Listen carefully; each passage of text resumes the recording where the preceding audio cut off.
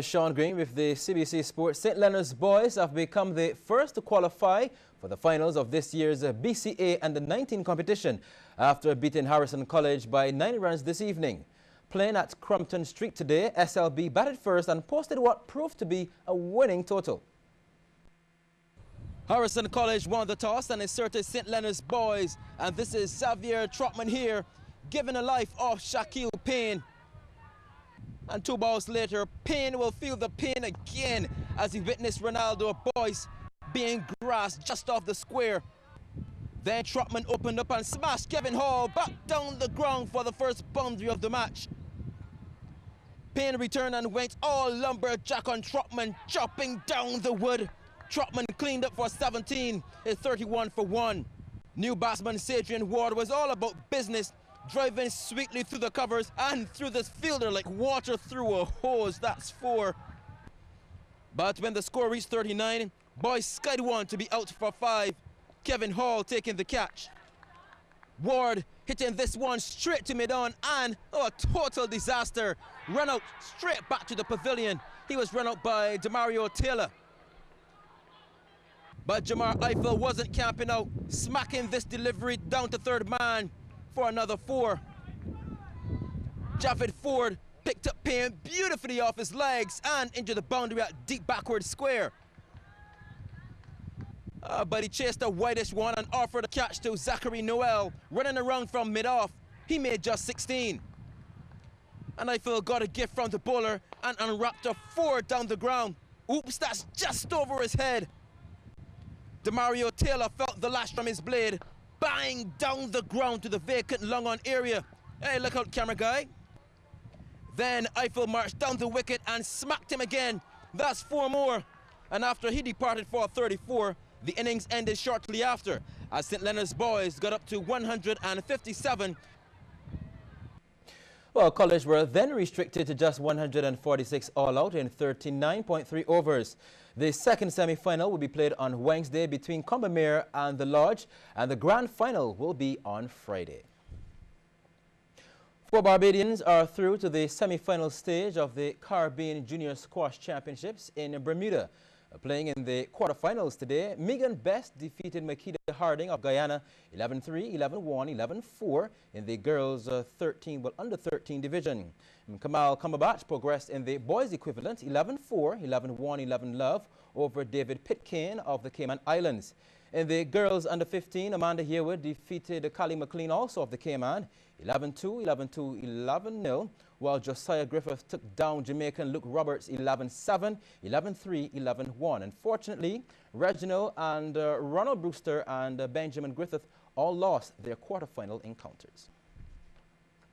Let's talk darts now. Barbados have fallen at the semi-final stage of the 20th Caribbean Darts and 7th America's Darts Cup in Florida. After brushing aside the Cayman Islands and Turks and Caicos to reach the semis, the Bajan's came up against a tough USA team and lost 9-1. Now that result has put the Bajans in joint 3rd place with Trinidad and Tobago. Barbados won their opening game in the North America Caribbean Rugby Association's Under-19 Championships. This was in Trinidad and Tobago. Playing over the weekend, Barbados beat Jamaica 14-0 on the back of 2 first-half tries. Ellis Pinder-Young scored in the 6th minute, while Leston Caddy converted the try. Now, 10 minutes later, the captain Conrad Edgar scored another try, with Caddy getting the conversion. Barbados will play the Cayman Islands tomorrow evening at the Hainsley Crawford Stadium. Top local bodybuilder Stevenson Bell has done it again. He has won the overall title at the Sports World Bodybuilding Classic. Competing over the weekend at the Center of Excellence in Trinidad and Tobago, Bell first captured the light heavyweight title and then the overall title for the 2nd consecutive year. Also on top of the podium were Ramon Brooms and Ramon Dobson. Brooms was first in the heavyweight class, while Dobson was first in the physique category. Other notable performances included LaRon Gibson, who was 2nd in the middleweight class, and Shaquille Levine, 2nd in the lightweight division. We take a break here and return with more sports in a few seconds. Whoa,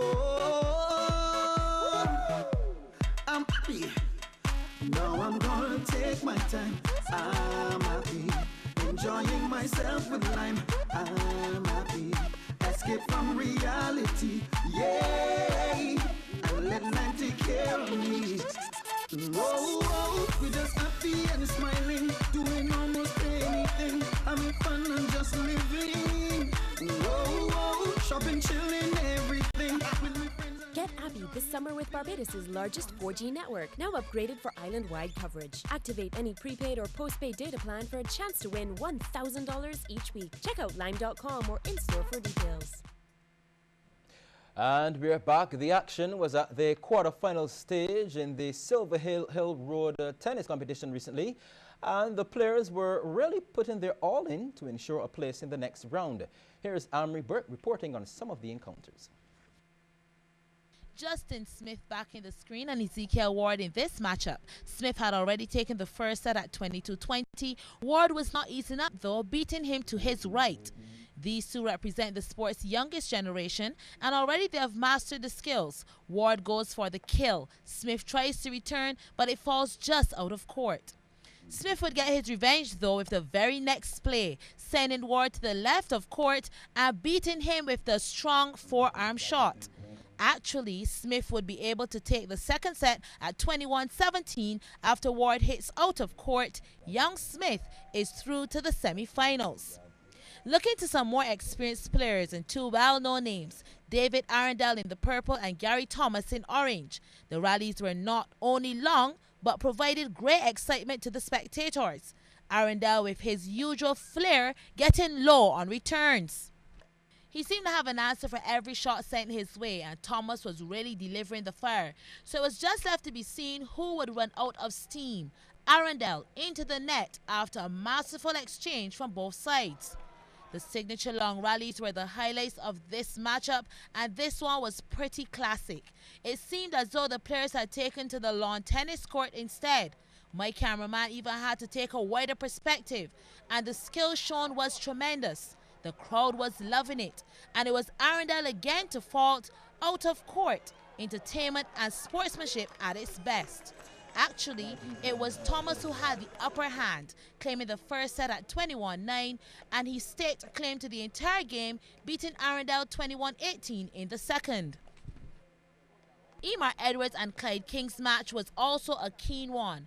These two with strong rallies, and Edwards would be the one to seek a breakthrough, sending King scrambling in vain. King would show some good skill when he gently drops this one just over the net to beat Edwards on that point. Actually, King staged a fight back, and after being down by one, he leveled things up, beautifully so. But it was Edwards who would actually have the final say, winning 21-12, 21-20. Thanks, Amory. 3 additional Old Scholar teams have joined this year's quest for the Banks Bragging Rights football competition at the Lumber Company ground. The 3rd edition will feature 12 teams. The Lord School captain Corey Barrow says his guys are ready to defend their title, but manager and player Dale Greenidge of the losing finalists, Parkinson School, says they will not repeat the same mistakes this time around.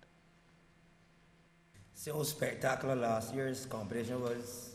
I know enough teams went shopping, but we got over 20 players that are ready, willing, and able to defend this title. We're coming harder than ever. We got players with enough experience at top flight, players like Paul Suplaville, Stephen Chicken Simmons, Edwin, Gibby Gibson, myself, Michael Rock, and a host of others, plus some new additions. So anybody want to settle, we got to come hard, because we being stingy, we want it again. Last year, our first year in the tournament, and we went as a fun thing. Eventually, it turned out to be serious. We scored our own goal and got in the finals. And Lord's think they win the title, but I come in for it this year. We ain't going to be serious. We ain't got the big names, but we just play as a family. And games originally scheduled to be played tonight will now be played tomorrow from 5:30 p.m.